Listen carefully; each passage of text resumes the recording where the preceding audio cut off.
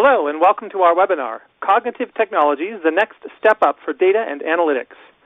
Our speakers today are Thomas H. Davenport, the President's Distinguished Professor of Information Technology and Management at Babson College and a Fellow of the MIT Center for Digital Business, and Julia Kirby, a veteran Harvard Business Review editor. Professor Davenport and Ms. Kirby are co-authors of the forthcoming book, Only Humans Need Apply, Winners and Losers in the Age of Smart Machines. They are also the authors of Just How Smart Are Smart Machines, an article to be published in February in MIT Sloan Management Review. I'm Michael Fitzgerald, contributing editor at MIT Sloan Management Review, and I'll be your moderator today. Our thanks to SAS for their sponsorship of this webinar. This event will be recorded and will be available to all attendees approximately 3 to 4 business days after the end of the live event. In addition, today's slides will be available to attendees. We welcome your questions for our speakers today. To submit questions, please enter them in the chat box in the lower left-hand corner of your screen, or you can submit questions on Twitter using the hashtag #MITSMREvent. If you're having audio difficulties while listening via computer, please call in via telephone instead. Now, let's begin. Professor Davenport, please go ahead. Thanks, Michael. Very happy to be on this webcast with Julia, and our topic today is cognitive technologies and how they are, in our view, a step up in terms of capability from the previous generations of data and analytics-oriented approaches to business. And as you'll see, our use of the term step up is going to be described in some other ways as well in terms of what the human role will be in terms of dealing with these technologies. Our focus today is this set of technologies that are known as cognitive technologies. We'll describe them, but first a little bit about the context for why people would like to do this sort of thing. As you may note, this is sort of the logo, if you will, of IBM Watson. And you might ask, well, why are people really adopting these technologies? Well, first of all, there's still a lot of tedious work that we humans do that can be automated to our gain, work that we don't mind giving up and that was pretty unpleasant or boring to deal with in the first place. So that's part of the motivation. Let's face it, we humans are expensive, and not only in terms of compensation, but various care and feeding related issues, and we sometimes get tired at the end of the day and aren't as productive as we might be, and we make mistakes and sue our employers and all sorts of dastardly things. So I'm sure our employers are interested for that reason. Then in many cases, we humans just can't really handle all of the amount of data necessary. I was speaking this morning at the Harvard School of Public Health about some of the medical applications of these technologies, and even in yesteryear's medical environment, a medical specialist needed to know about 1 million facts, and a generalist even more. That's really kind of the limit of what the brain can keep track of. We need to make more accurate decisions with quality and speed, and these technologies are really good at that. And just turns out that at the same time we need these things, there's a whole new set of powerful technologies that are coming along in order to make all of this possible, which we'll describe to a substantial degree.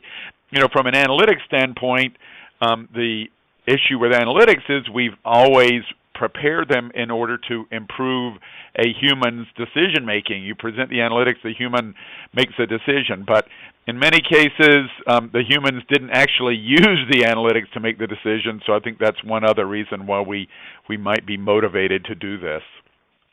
So these powerful technologies are becoming available. Julia is going to tell us why we care about the issue of their taking over our work.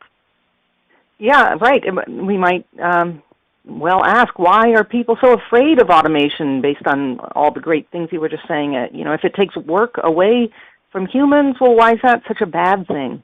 Well, of course, it's because working has always been what causes you to get paid. And so that's what the Luddites among us are really concerned about. And by the way, that picture there is a drawing of Ned Ludd, the original machine smasher that historians assume we got the term Luddite from. He certainly cared about people having less work to do. And, and if he cared about that back when the work was the dirty and dangerous kind that people don't actually like doing, well, people care all the more about it now that so many jobs are centered on knowledge work. If you're a knowledge worker, you invest a lot of your sense of identity and self-worth into your work, and you get a lot of psychological benefits from it. Work matters to human meaning and happiness, well on top of that paycheck. And you're especially happy if you get to do the clever work and not the grunt work, and that's always been the upside of automation, to help you spend more of your time on the stuff that requires your brain. But now the machines are starting to relieve us of some of that clever work, and as they keep getting smarter, it's kind of hard to see what higher ground we could claim next in the job market. Compared to the past, people now have a much greater knowledge of economic systems and how these things tend to play out. People are really right to worry that a big technology leap will disrupt a lot of unemployment, at least in the short term. And, moving to the next. Even in the long run, as a lot of people point out, productivity gains don't always translate into evenly shared gains at the household level. So we could see a seriously widening gap between the haves and the have-nots.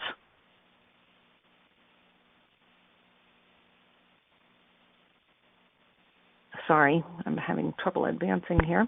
But unless we can determine the appropriate roles for humans in the revolution, there may be, substantial resistance to the technology. And so assuming you're among those people who want to see the potential benefits of these, cognitive technologies, all this could brew into a real problem. Ned Ludd over there, he could show some signs of rising again. Okay, so because of this, perhaps, there have been a fair number of people who are becoming concerned about this issue, and sometimes economists say that this has come before, and of course it has. There have been previous generations of technological change in the 18th and 19th centuries. Mechanical systems took over manual labor jobs. In the 20th century, we had transactional computing systems take over administrative and service jobs. Bank tellers replaced by ATMs. Airline reservations clerks replaced by online ticketing systems and kiosks in airports. But the rejoinder by economists was always, don't worry, other jobs were always created. They are higher quality jobs, and people can just move upstream. As Julia suggested, if cognitive and analytical computers take over knowledge work jobs, there aren't a whole lot of higher ground areas to which to run in this case. We're kind of hitting the limits of the most sophisticated, most well-paid, most desirable jobs in our society, which I think could create a substantial problem for us and for the kind of people who are probably listening to this webcast today. So I think there is some real concern about knowledge workers being next to go. Right. So we'd say, of course, yes, knowledge workers are the next to go. We're already seeing it. But at the same time, we want to say, no, it's not as simple as that, because it isn't a simple matter of just a robot or a piece of software being ushered into your office one day, and then you get a pink slip. Many knowledge work job tasks will be automated, we say. So the automation happens at the task level. And knowledge workers' jobs are usually made up of a great variety of tasks, only some of which are automated. So if you're a lawyer, for example, you're already seeing a lot of what's called discovery work being automated. And maybe that took up a fair chunk of your day in the past, and guess what? A machine has taken that work. But still, your level of judgment and creativity and empathy that you have as a human are essential for a lot of the other tasks that go into serving your clients well. So some knowledge workers will lose their jobs. What the machines do is, of course, they raise productivity. So assuming the same output is being sought by your employer, now they're just going to need fewer people doing those still human tasks. So maybe you need just 8 lawyers where you used to need 10. So the new which reality doesn't really create a lot of sadness in many of the audiences to which I have said that. Fewer lawyers, let's start a Save the Lawyers campaign. But the new reality of the workplace will not be that, office skyscrapers will turn into these kind of lights-out facilities like some assembly line manufacturing plants have turned into. Just humming along, completely devoid of humans. We'll see machines and people working side by side in offices. And there's no question that the productivity gains will be great enough that we can afford to train any excess people to take on other work. But the key point we want to make is that as a worker, you can't just sit on your hands. A lot of the debate about AI and jobs has been at this very micro or macro level, and it might make you think that all you can do is kind of hope for the best as these larger forces play out in the economy. But what we want to say is that how it works out for you is really very much up to you, and that is the case basically no matter what kind of organization you work in. In the research for the book that we've been working on, Only Humans Need Apply, we talk to people in all these kinds of jobs and a lot more. We're going to talk about teachers in a moment. I already just mentioned lawyers, but likewise all the rest of these highly educated jobs, the build slide, we'll fill them in a moment, will be under real pressure. And the parts of them that are made up of codifiable tasks, those will be embedded into software, and they're going to be handed off to smart machines. And as these build on, Tom, I don't know if you want to say anything about any of them in particular, but well, it's interesting. I saw on the Accountant when there was a World Economic Forum survey that came out this week. I guess they surveyed the assembled 0.001 percenters in Davos and asked them, what kinds of activities in business do you think will be automated in the future? And I think something like 30% said that there would be automated audits by 2025, and I forget the exact fraction, but a substantial number said there would be automated board members by 2025, which I find a little hard to believe, but maybe well, they'd be easier to schedule for meetings anyway.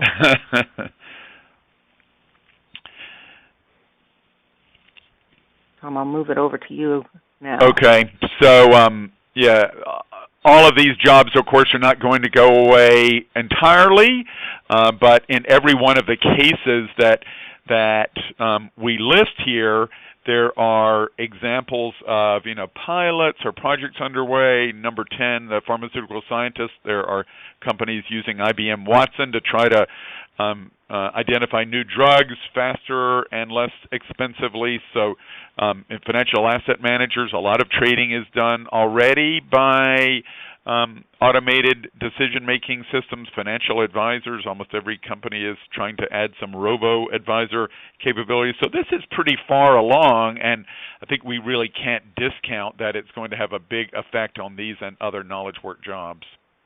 We want to get to the core of the topic that we wrote about in the Sloan Management Review for February, really what technologies are involved here.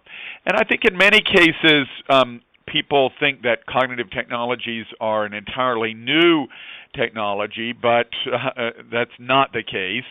In most cases, they're a kind of straightforward extension of what we have been doing in analytics and big data for a while. Technologies like machine learning and neural networks and so on.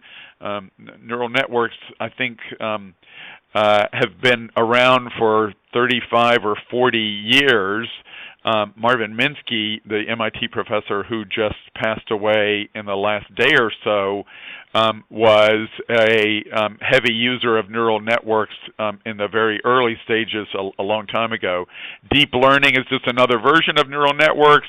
We've had rule engines for a while, which are not the most sophisticated form of knowledge work automation, but they've served us very well in industries like insurance and consumer banking.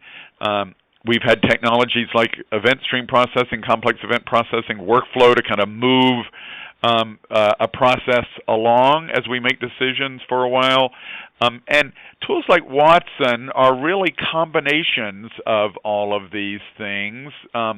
Again, IBM was working on various aspects of Watson all along, and now that Watson has really become a large collection of capabilities, there are about, I think, 34 APIs that comprise Watson now. Some relate to image analysis. Some involve looking at your web behaviors and determining your personality and so on. These are all things that have been kicking around Watson Labs for quite a while and are really only emerging as products now, but they're, as I say, straightforward extensions of work that we've been doing. And I think where this is all leading is that we're going to see more and more combinations of these different capabilities in a sort of cognitive cloud. And that's basically what IBM offers. It's what Cognitive Scale, kind of a spin-out of IBM Watson down in Austin, Texas, is doing. And I think we'll see more and more of this kind of activity. So Julia and I, in thinking about how do you describe these capabilities to people who are not necessarily that familiar with cognitive technologies, thought you can really classify these things in a couple of ways. One is by their level of intelligence. So are they just for human support, as was certainly true of analytics in the early days? If you're going to do the same task over and over again, we can automate it a bit, and we're starting to do that with analytics now, with more operational forms of analytics. Bill Franks, the Chief Analytics Officer of Teradata, has written a book about this issue. Then you get into, as machines have more data available about the context and can figure that in, we get the use of technologies like machine learning and neural networks for numeric analysis that can tell us, for example, if we continue at the same pace and the traffic continues at the same level, are we going to be late for our meeting or not? Are we going to make our plane and so on? So some degree of context awareness and learning, and then there is this level of self-aware intelligence, which we're not really to yet in terms of any of the major task types that these smart machines can perform. So I've talked about analyzing numbers, which has kind of been the core of analytics over the past several decades, but now increasingly these cognitive technologies are digesting words and images, in part by converting them into numbers. They're performing digital tasks like, replacing your ATM card for you, reaching into various systems in a bank to do everything necessary to get you your new ATM card quickly and very efficiently. And then performing physical tasks has always been the job of robots, And even there, even though they've been around for a long time, we're getting more and more of them, and they are becoming more collaborative with us rather than these things we have to put off in a corner and surround by a cage, so no human will be hurt by them. If you note over toward the right of this chart, these term the Great Convergence is there, suggesting that as these different types of smart machines develop, they tend to converge. So already we know, for example, that the brain of IBM Watson has been loaded into several different robots. Robots are starting to get networked and to use deep learning tools to even decide, are they improving the performance of a manufacturing process? So I think the cognitive technologies of the future will be able to do all of the types of tasks that we describe along the left-hand side and really exhibit all the different levels of intelligence along the top of this chart. Not yet, but I think within most of our lifetimes we'll see this great convergence, and we'll see self-aware intelligence on the part of a lot of different devices. I guess at that point we'll be able to say that this singularity has arrived. Julia, you want to? I think this one is mine as well. The technology we've already talked about, and it's clearly making great strides, but the question is, how about that classic triumvirate of people, process, and technology? I swore I would not use that cliche, but it serves my purposes here, so I will anyway. And you know that it must be a triumvirate because when I did a Google image search for people, process, and technology, there were thousands of different images to choose from. So this must really be true that these things come together. In terms of people, I think it's clear that we need an alternative to automation. We need something that leaves some good work for us humans, not only because we need the work, but because we think humans have a lot to add to these smart machines, and that you get the best outcomes when you combine the two. And then in terms of processes, we need to identify the ones that really need this type of intervention. We need to be able to show how cognitive technologies improve those processes, and then to do some detailed work design about what people are going to do in them and what technology is going to do. So if we're going to have smart machines and smart people working together, we need to figure out, what exactly is the division of labor. So, Julia, I think you're going to talk about this chart page. Right, and I think, I would be amazed if we've gotten this far without using the term augmentation a few times already, and probably we have. But here's where we really want to drive home this distinction. The key to preserving jobs, yours or others, and also to getting these really kind of unprecedented achievements is to think in terms of augmentation rather than automation. And by the way, this is a mutual arrangement. You and the machines in your workplace, you're each going to have your strengths and weaknesses, and you will be augmenting the machine's capabilities even as they are augmenting yours. In some settings, the worker's role will be to fill in all that the machine can't do in a job, from deciding whether it's even the right machine for the job, but all the way to explaining the machine's output to customers and other people in the workplace. But in other cases, people are going to be gravitating toward jobs where machines really don't have a great foothold at all. And a classic example that people like to use, for instance, Eric Brynjolfsson and Andy McAfee here at MIT, when they talk about augmentation or complementarity as opposed to just automating, is this analogy of freestyle chess. So the idea here is that, most sophisticated work is best accomplished by pairing up the strengths of humans and machines.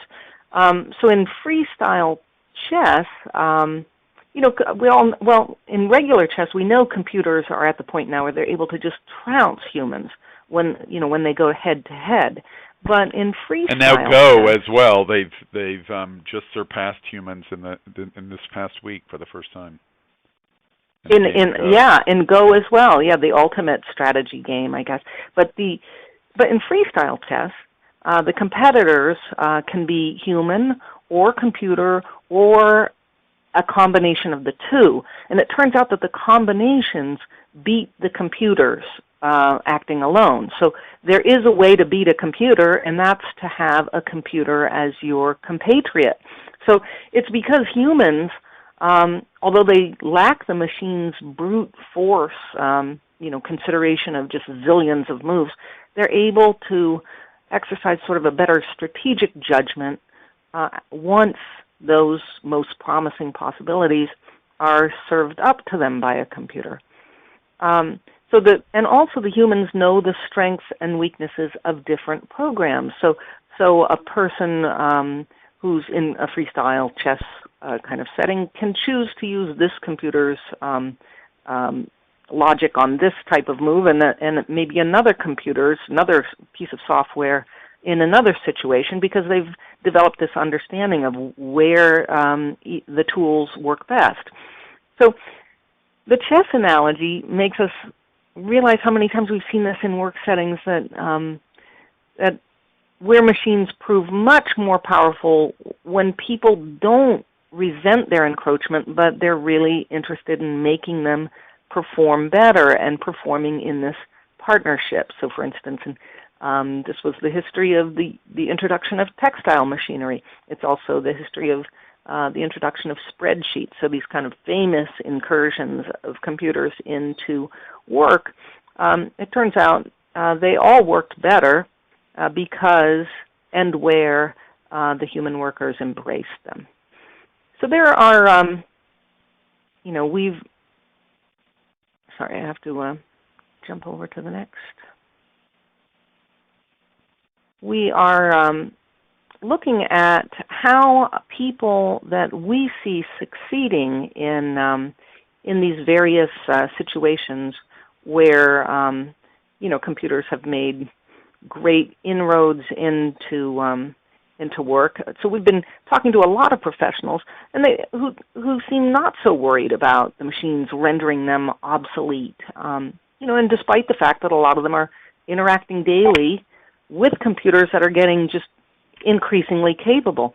Well, we started to see some patterns in how these folks were adjusting. And for shorthand, we came up with this terminology to capture the fact that they make these different kinds of moves, as they're starting to deal with more and more computers. So step in is, so I'll just rapidly build them here since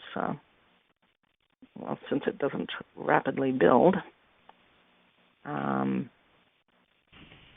But stepping in means mastering the details of the system, knowing its strengths and weaknesses, when it needs to be modified. Stepping up, that's when the humans in a workplace, they would take a bigger picture view of computer-driven tasks, and they'd decide whether to automate or maybe not automate a domain. There's a third one, step aside. And if you are stepping aside, then you're focusing on those areas that you can do better than computers, at least for now, that haven't been thoroughly, and often because they rely on some, what we consider to be really deeply human strengths, like empathy, creativity, complex communication. Step narrowly means that you're going to be focusing on some work domains that, while they might be automatable in some kind of ideal sense, they're not being automated because they are so niche that it's just not economic for anyone to build those tools. And then the last one, we see some people stepping forward, plenty of people stepping forward, and by that we mean you could be the people who are building these smart machines. So that's a really rapid tour through something that we've actually spent many chapters of our book going into depth on. But just to sort of bring them home a little bit more, let's just look at one kind of illustrative example, and that's teaching. This so, is Zeynep Tone, by the way, who is an MIT Sloan faculty member, so just in case you were wondering. Right, and she's not yet glancing over her shoulder to see the computer coming up in her rearview mirror. So let's say you're a teacher. So teachers have this basic frustration, whether they're in this in a higher ed setting like this or down in elementary school. They have just this basic frustration that they have to teach at one rate, even though they know that every student has their own rate. So adaptive learning technologies are able to deal with that. They can match the pace. They can appropriately challenge students. And then there's also the availability of just enormous amounts of online content for students who want to go deeper on some particular subject or can go faster. So this is like freestyle chess. The combination of an inspiring human teacher and these teaching machines can be way more capable than either alone. Okay, so knowing that, if you decide you're going to step in as a teacher, well, then you're probably one of these early adopters. You're eager to make use of these tools in a classroom. You're learning what they're good at, and you're teaching the students how to interact with them. But what if you're choosing to step up? Well, the way we define that means, okay, maybe you're in administration. You're figuring out on behalf of a whole school or a whole school system where new technologies, new tools could be introduced, and you're making the decisions about which ones to invest in. If you step aside, okay, then you're steering clear of the domains that are covered by these cognitive technologies, and you're doubling down on the parts of the job that the machines don't do. So you're spending more time motivating, inspiring students, facilitating class discussions where you're eliciting the knowledge as opposed to delivering it. Sometimes just maintaining discipline, and you're leaving stuff like giving and grading multiple choice tests to the software. And if you step narrowly, you're looking for those areas where the knowledge that needs to be conveyed isn't available yet through machines, and it probably won't be in the foreseeable future, and you're choosing to teach those things. So, maybe at the college level, it's something like distressed real estate. Maybe at the elementary level, it's, an obscure language. Like in some school districts, they have a large Hmong-speaking population. And then finally, stepping forward, if you step forward, well, then you're building the next generation of teaching tools. And in that case, you probably go work for one of the numerous ed tech businesses out there, and you're creating these smart machine solutions. So, I'll skip next.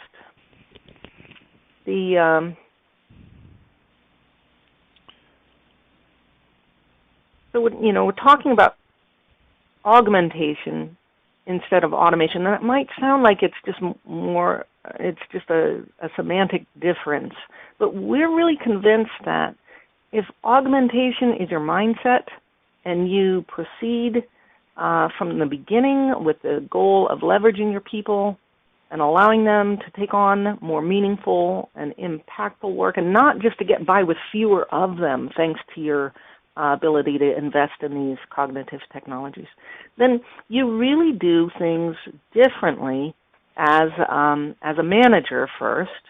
So trying to skip to the organizational implications slide.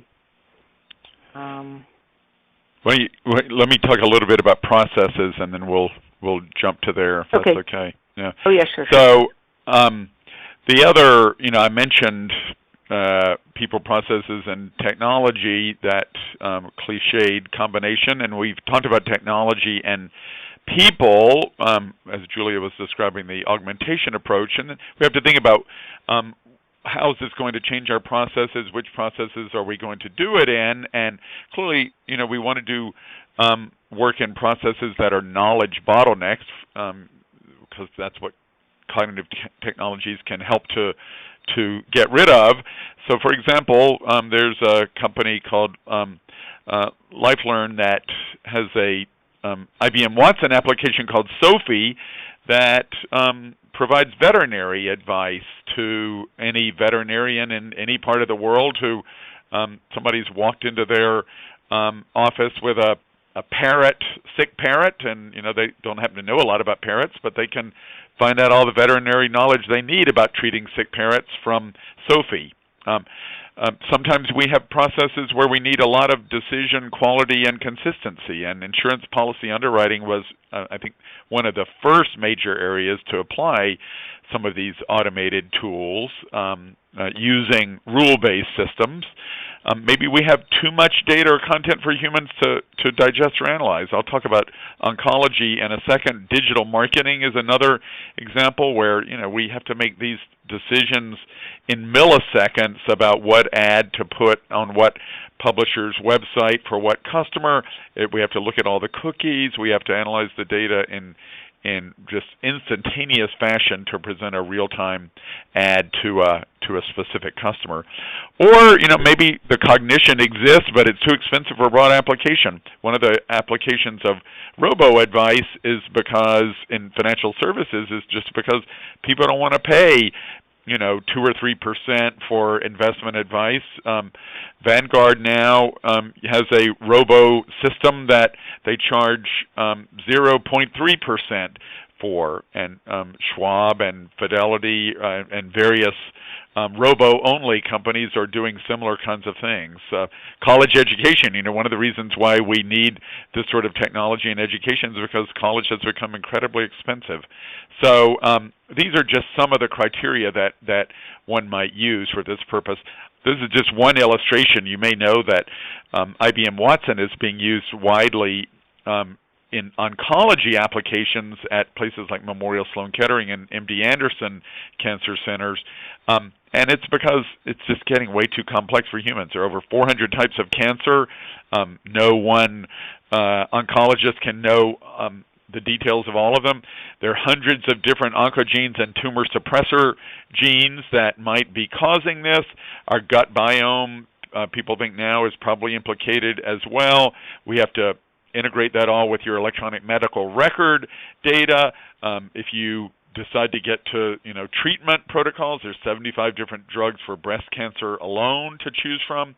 The Memorial Sloan Kettering people told me that these treatment options are changing so rapidly that in many cases they're not even in the literature. Some of these new immunology-based drugs for cancer haven't even been written about. So, the idea behind Watson was we would really just take the knowledge in journal articles and put it into Watson, and it can make decisions on the basis of it, but it's not quite that easy. So it's almost impossible for humans to handle this level of complexity, and even difficult for machines. Memorial Sloan Kettering and MD Anderson are still working after several years on cancer, but they all seem to think that it's going to be quite revolutionary. So, Julia, maybe you can talk about what does this mean for? Yeah, no, I started to say earlier that having this augmentation mindset, has real implications for the work that you do as a manager. For managers and organizations, it probably means you're going to have to develop some new capabilities. And so this is just a partial list that we put together. So if you take that augmentation perspective, from the beginning, so that your introductions of this technology are not to do with less people, but in order to allow your people to do more, then here are some of the things you need to learn to do. You're first learning how to pick the right technologies for the problems that your business deals with routinely, and where you'll start. So what you might pilot first, and then build your knowledge with. You'll need to get good at work design, because you're going to have this assumption now that the important work of the organization is going to be done in this new partnership. Well, how's that going to work? Which parts are going to be done by which partner, and what's the process? How are the handoffs going to work? You're going to have to give people, there's sort of a change. There's very much a change management challenge here, where you're going to be giving people the options and the time to transition to some of these new working arrangements, and you're probably going to have to put someone in charge of thinking about this. I mean, that's just the way organizations tend to work. That if there's some new problem that needs to be dealt with, then it's really hard to just have that done kind of by committee and have a lot of people, trying to sort it out together. A lot of times it just works better to put someone in charge of, how will we introduce cognitive technologies into some of our key processes. Chief Augmentation Officer, perhaps. Yeah, right.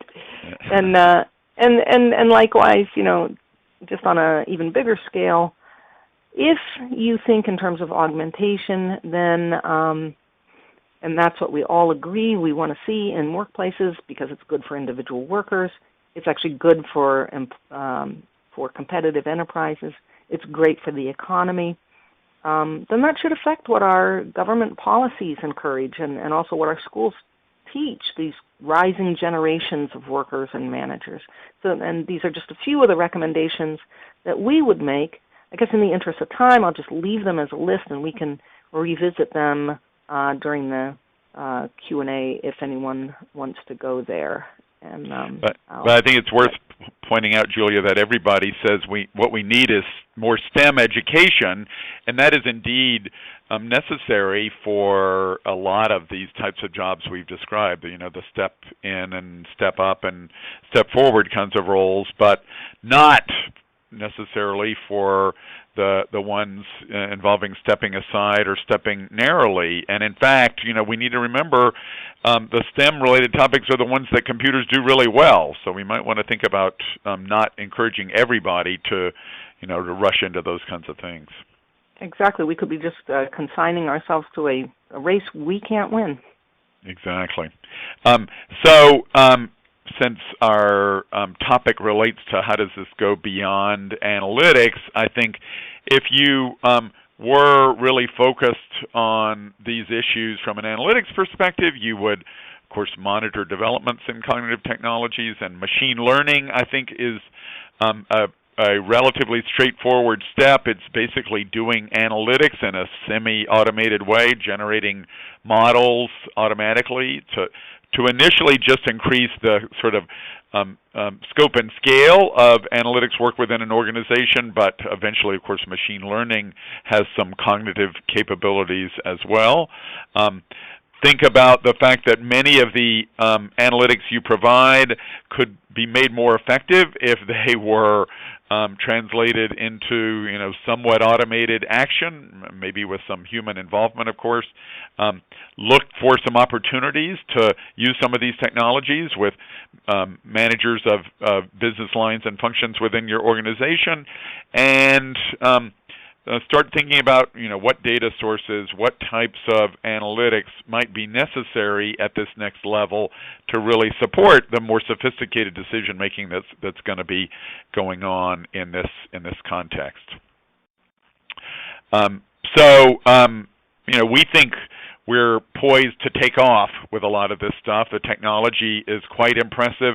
It is getting better at a rapid pace.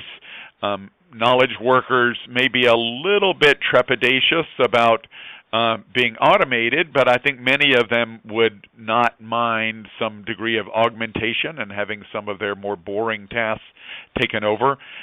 We certainly have cognitive processes that need improvement and more radical innovation, so we think it's time to crank the engines up and get going with this technology in at least more large and sophisticated organizations. So this is our book cover. It's coming out in April. Feel free to go to Amazon and pre-order it. We'd love for you to do that. I'm sure the book is going to be in such short supply that those who pre-order will be really happy. And now we're happy to take any questions. I think, Michael, you're going to facilitate that process for us. Hello, yes, Tom. I wanted to note, so this will be concluding the presentation portion of our program today, and we'll now move on to the Q&A. We do have a lot of great questions and a number of very interesting broad categories, and we will continue to take your questions for the remainder of the hour. Reminder that you can submit your questions by entering them into the chat box in the lower left corner of the webinar screen, where most of you have been, or you can also put them on Twitter using the hashtag #MITSMREvent. So I wanted to start with a general question. I thought it was a good setup for the conversation, Tom and Julia, which is someone asked if you could define, please, the difference between artificial intelligence and cognitive computing, if there is one.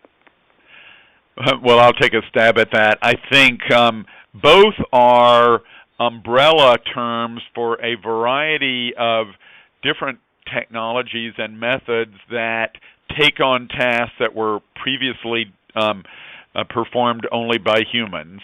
I think they are fairly similar. It's just that cognitive technologies is a newer term, and I think it's fair to say that some people have become a little disenchanted with the artificial intelligence term because we've been bandying it about for several decades now. People talk about AI winters and AI springs. We are clearly in an AI spring now where people are very excited about the technology again. But I think because of the fact we've had all these winters as well in AI, disenchantment with the pace of change not moving as rapidly as it should, a lot of people have adopted this new term of cognitive computing or cognitive technologies. But I think it's pretty similar, and one could really be a synonym for the other. Maybe in the future we'll be talking about cognitive computing winters as well, but right now we're in cognitive computing spring. Okay, thank you. Also, a kind of follow-up, we had a number of questions about creativity. I'll try to sort of hop from topic to topic, I think, mix it up a little bit, but one sort of good follow-up to that was a question about whether we would see either robots that could think critically or cognitive programs that are more focused on creativity as opposed to decision making. I guess left brain cognitive computing versus right brain cognitive computing. Right, and that's sort of the most exciting area going on in AI right now. I think if you're in AI research, that's what you want to be working on. Well, at least a lot of people are working on that. Computational creativity is a term that often gets applied to that, and it's it is scary enough to think, look, this thing that we thought was kind of unique and unassailable and deeply human is maybe not so unassailable as we thought it was. And it has a lot to do with, in that framework that Tom displayed early in the presentation about how autonomously can machines do what they're there to do. Once they reach that point of self-awareness, which is still almost wholly theoretical, that's the point at which we really start to think of them as being able to do this creative work. But already, there are computer-generated art shows, where they're mounting their own gallery shows. There are computer-generated jokes, so you might think not very good ones so far. They're not headlining at Caesars yet, but they are. But the fact that they can do it at all is pretty remarkable, and they have Moore's law behind them driving that forward. And of course, writing is a especially scary prospect for me as someone who makes her living writing. Not just the sort of sports writing and quarterly earnings report writing that we hear about that robots are already cranking out, but people are working on actually creating credible fiction writing where a computer can draw on accounts on the web of things that really happen to people in their lives, on social media, and then string together a narrative, and this stuff gets better and better. So there isn't a hard line there, as much as we might wish that there were. But I think what we would all agree is, for the foreseeable future, for at least all of our careers, this will be an area where if your business depends on deep empathy, deep creativity, deep imagination, then you are probably definitely leaving that part of it in the hands of your humans, who will be better leveraged and better able to do it because of the augmentation of the cognitive technology. Did some management questions I thought were interesting as well to bring up. One of them was related to the question of how you sort of bring this in department by department. Where's cognitive computing going to start enhancing work first? Well, that's a good question, and I think what we've seen so far is that it's really been very opportunistic. So people hear that Watson can deal with healthcare treatment and diagnosis, and so they hear a few other people are doing that, so they try it there. I think the areas where we're most likely to see cognitive technologies in the future will be those where, as I say, there's some either cognitive bottlenecks, there's knowledge that people in the field can't get to readily, or it's just too expensive to make that knowledge available on a broad scale.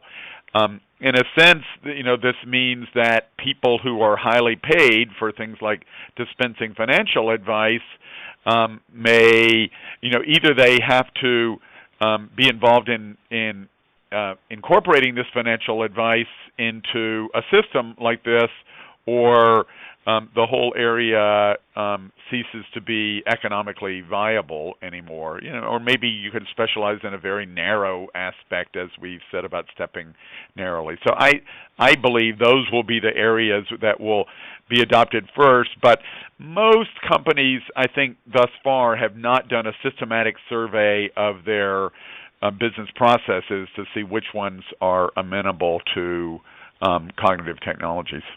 So another, I was just going to jump and say another, phenomenon that we observe is that things that have already been offshored or outsourced, those tend to be easier to encode. And that's because you've already gone to the work of codifying the activity to such a level of specificity that you can oversee it when it's done by people who don't actually work for you. And you need to be able to figure out exactly what you're contracting for and what is the quality level of what you're getting. Well, that's sort of a midway step. It's one step beyond that then to say, well, can we just turn this into software? Which is one of the reasons why, the offshore outsourcing companies, Wipro's, Infosys, Tata, are all developing some automation tools, because I think they're concerned that this could have a big impact on their work, and would like to have some alternative to just people-based outsourcing. Yeah. Two other transition questions, one technical, one human.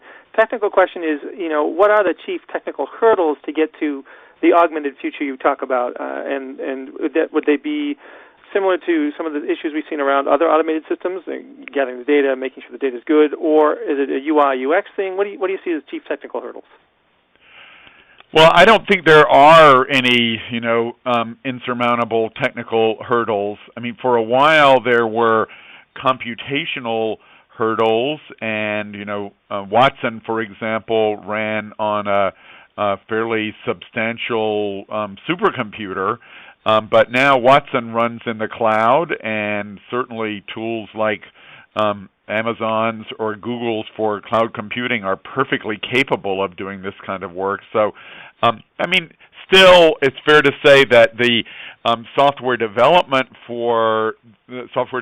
tools for this kind of work are not as widely known as some other software development tools, but it tends to be interactive scripting languages, Python and Java and so on, which are being studied by a lot of people these days. So I don't really see any insurmountable technical issues at all. Or probably more organizational factors would be barriers than technical ones. And along those lines, how should companies be preparing for this? Can they do workforce transition, skills training, and the like, or is it going to require new employees with totally new kinds of skills? Well, hopefully it's not going to require swapping out employees. Right now what you compete on is something that you have that's hard for competitors to match. Well, that's just never going to be true of software. Software has no loyalty. It's not, as soon as you get it, or very shortly after, your competitors have it as well. So you're still going to need to figure out how to compete on things that are hard to replicate, and those are going to be the things that are the more human parts of the equation. So what organizations have to do is assure the workers in their companies that this is not an attempt to usher them out the door, but get their input on how they could be best leveraged. The content is out there. We interviewed a number of people who were already performing these kinds of roles in companies, and I think in not a single case were they hired just for this capability. They were able to, through various approaches to learning about these technologies, were able to transform themselves into stepper-uppers and stepper-inners and so on. So I think that it's quite doable to do a lot of on-the-job training for these kinds of roles, if you're motivated enough. Will you see HR departments kind of expand their portfolio, bring in experts to help people work specifically with these, or is it not that different from adapting to other kinds of technologies? I think they should certainly start to play some of these roles. You take insurance underwriting, which is one of the best examples that we have of this penetration into organizations. It's happened over the last 20 years. And in underwriting, you see, about a third of the people who are underwriters go into this kind of work of working with machines, 20% to a third. Another third or so go into communications with agents and customers, because that's still something that humans do better generally, particularly if you have bad news. People seem to want a human to turn them down. And a third typically don't fit anymore. So, some people are going to have to find jobs in other organizations because they're not really a fit with the way these new work processes are evolving. Okay, switching topics entirely, one of the questions we got, very basic fundamental question, will we see productivity improve? I would say in all likelihood, yes. I don't know. Sure. Go ahead, Julia. We haven't seen a lot of real productivity improvement from the sort of wave of web technology that's emerged, certainly not since 2008 or so, right? Well, I think there are differences of opinion on that, and productivity tends to get measured by, well, what were we doing before, and is that same thing being done, more efficiently, and how would we tell? But if what is happening as you introduce these technologies is that you are in fact leveraging people, so that, for instance, now that they have great financial analysis tools, they're not just simply doing the same 5 financial analyses that they did before, but now they're doing hundreds. They're using that capability to take on higher levels of work. Then you no longer have your baseline to talk about, well, what is the productivity of it? I'm not sure that's that kind of I guess, augmentation of the entire work of the organization is getting measured. Yeah, it's always been difficult to measure knowledge work productivity improvements, and I think that's going to become even more so. But we will be more productive in the sense that we'll be able to make more money with the same number of people and so on. And as we say, we could use that to help educate people and transform them and give them other things to do. Whether we will or not, I think, is another question in the contemporary economy and polity that we live in. Okay, we've hit our 3 o'clock normal stopping point. We have a ton more questions. I know that Beacon can host us for a little while longer if Tom and Julia, you all have a little time, but we have reached our scheduled stopping point. I don't, I'm afraid. I thought we were really going to end at 3, and I have a meeting in a few minutes. So, okay. But feel free, Julia, to answer some more if you want to. Well, I mean, I guess I'm thrilled to hear that there's that kind of hunger in the topic, because it means that we didn't waste our time over the past year, writing many hundreds of words about it, thousands of words about it. No, very. It looks like you could write another 4 or 5 articles on some of these topics as well, given the breadth of categories that these questions are coming from. So thank you both for your time today, and I know we need to let you go. So I just want to say to all of our participants, thank you for being here. This concludes our program. We want to thank again our sponsor, SAS. I want to remind you that there will be a recording of this program as well as the presentation slides available within 3 to 4 business days. So thank you very much for attending our program today.